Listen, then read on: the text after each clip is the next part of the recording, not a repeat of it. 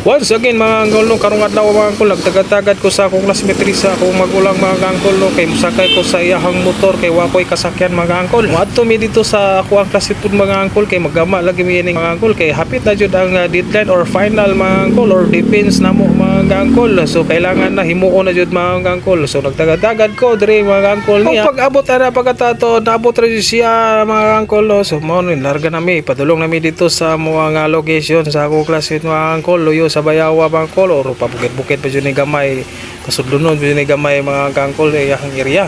So ato na mo siya kay para maghimo may og FS dito may maghimo mga angkol. So na dito pud nga ang mga kauban na mo. So tuwa na sila dito. Og napod dayon mi diri sa balay sa og classmate mga angkol no. Og isog dara dayon na mo sa pag-ukap sa laptop mga angkol. Og isog dara dayon na mo sa paggamit ani mga angkol kay lagi dali na ta kay dol-dol na mga angkol. So diri mao ni ako mga classmate mga angkol, kauban ako sa mga FS mga angkol.